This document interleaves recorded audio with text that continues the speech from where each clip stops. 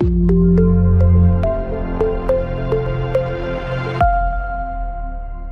and welcome to this section on data encapsulation. Like polymorphism, data encapsulation again is a concept of OOPS. This is basically telling you how to organize your classes. Okay, this is all giving you an ideas. Okay, you might be learned about how to write a class, how to create an instance, how to define property, methods, access modifiers, this and self, static, abstract, all these things you have learned. But you have to also learn the concepts. Okay, if you do things like this, it's called as a pattern, right? So these are defining as a pattern. These are telling you the use cases. These are telling you a principle. These are telling you a guideline. You have to use this concept like this. Once you use a concept like this, then your reusability of the code is going to enhance. Well, data encapsulation helps your code to be secured. Okay, how it's going to be secured, we're going to look into this section. Let's look at what you'll be learning in this section. So after completing this section, you will be able to understand what is data encapsulation as a concept in OOPS. Then you'll understand data encapsulation with an example. Then we'll do a real life use case of data encapsulation. Then we'll work with exercises, resources and quiz to understand this concept. Well, there is nothing much in terms of writing the code. It's basically a concept. So you have to understand how do you formulate a data encapsulation in your class. These are like a best practices concept that they ask you to follow. Okay, so let's understand what is data encapsulation and then we'll work through with an example and exercises in it. So let's jump into the lectures now.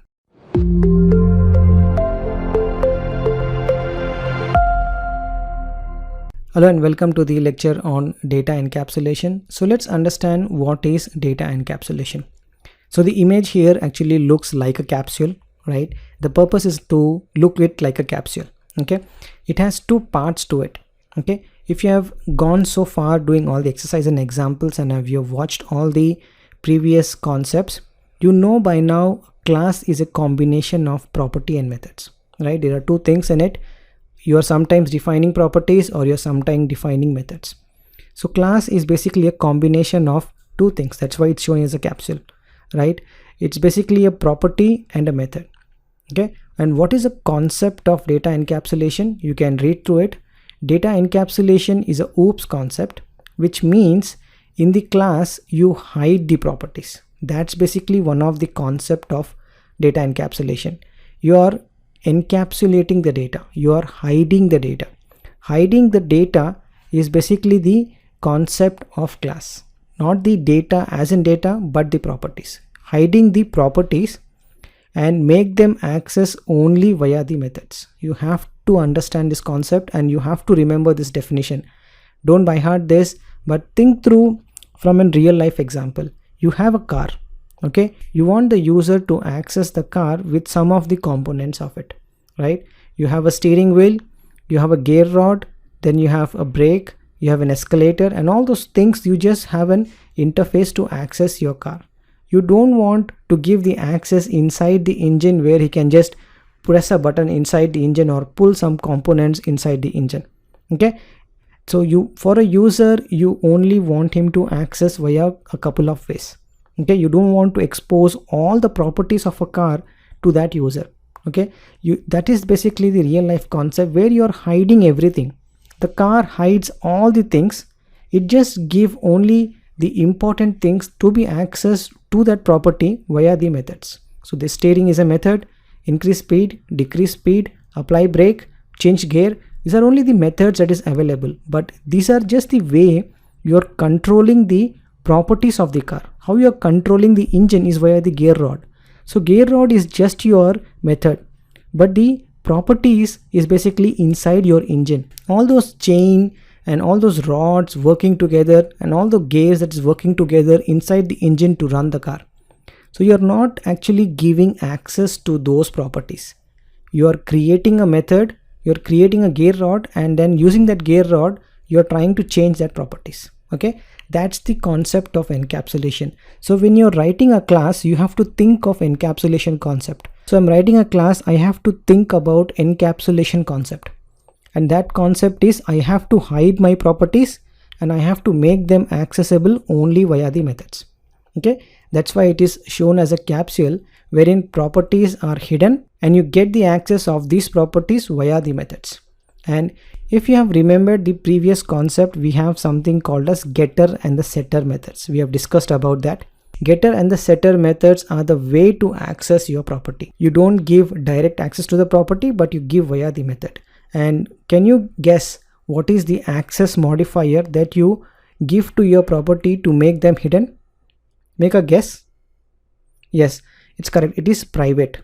When you mention your property as private, those property will not be accessible from the outside. Means it will not be able to access from the object. And how do you get them access? You make a public getter and setter methods and you work on that private property.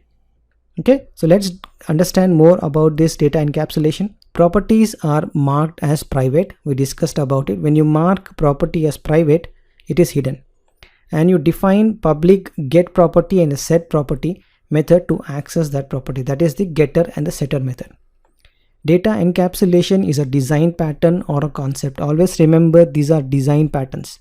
These are helping you to decide how should I frame my class, how should I write my properties, and how should I use the access modifiers, which access modifiers should be used in which situations. So these are design patterns or a concept that you can choose to implement in your coding style. You can say, okay, I don't want to follow data encapsulation, I just mark everything public and use it. It's up to you. But it is basically design pattern that recommended. If you want to write a proper OOPS, then you have to follow this data encapsulation design pattern.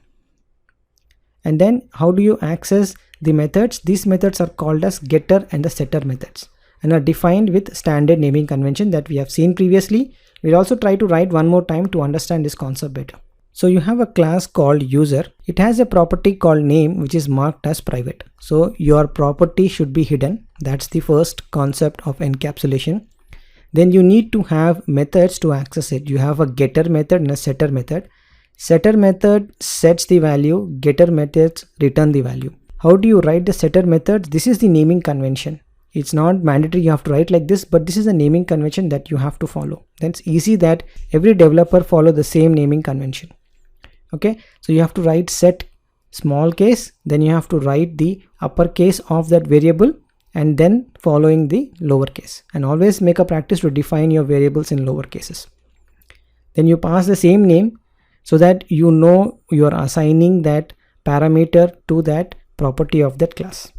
Okay, similarly for getter you return the class property. Okay, so this is how you define a data encapsulation concept in your programming style. You define your property as private, you write set and getter method to access those properties. Well, that's the concept about data encapsulation, and I'll see you in the next one.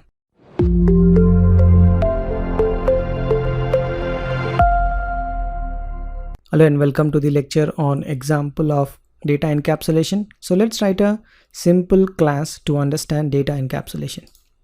Okay, so I'm going to create another folder called encapsulation. Let's create a post class.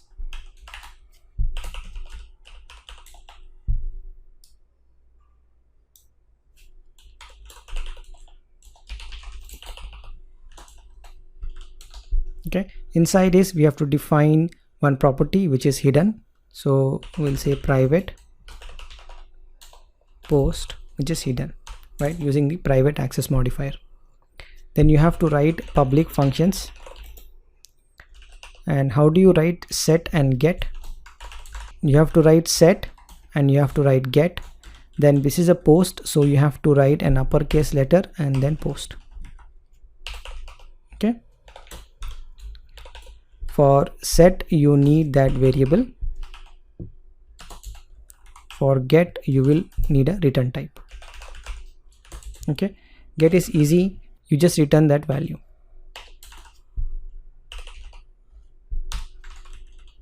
And set, you set the value.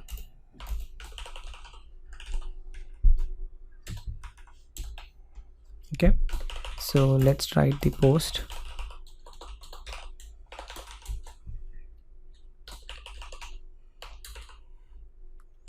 You first set the post. You can say this is a text post. Now you can echo the post.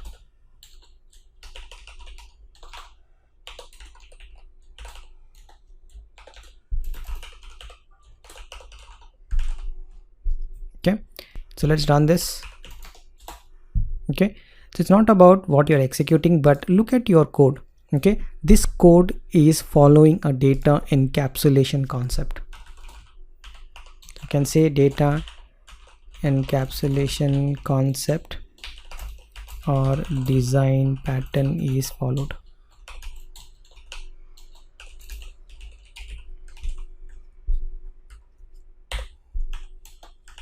Okay, so when you have your properties hidden, when you have written getter and setter methods or any methods to access this property, then that is called as encapsulation, and this is how your code looks very cleaner. Okay, it's look organized and it looks that you have understood that concept, and it's also show that you're trying to apply some design pattern here. Okay, so this is one of the very good practice that you have to apply in your programming style. If you're writing a class, think through about data encapsulation. Never forget this concept when you're working with OOPS concept. Okay, so always define your class, create your properties as private, put some getter and setter methods to access it, and that's basically will enhance or improve your code quality. Okay, so that's all about working with data encapsulation, and I'll see you in the next one.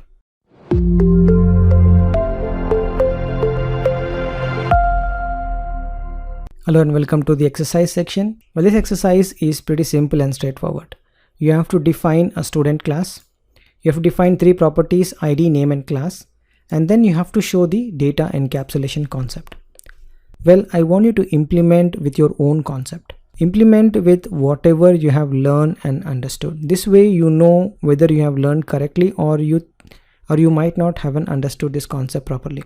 Okay, so take this example, write a student class, define some properties and try to show that you understood data encapsulation. Pause this video and do this exercise now. Okay, so welcome back. So instead of doing this exercise, I want to run through the code. Okay, if you go to data encapsulation exercise, we have student.php. Let's open this up. Okay, so let's understand this data encapsulation concept. So we have a class and all our properties are hidden, that is private: ID, name and class. Then you have get, set, get name, set name, get class and set class. Okay, and this is properly organized in such a way that you cannot access the properties directly, and the only way to access this property is via the methods. And you have both the methods. You have both the methods, how to write the data to the properties and how to read the property. Okay, that's basically the concept of data encapsulation. So this is how you implement a class with private properties and public getter and setter methods. Okay, so that's all for this exercise, and I'll see you in the next one.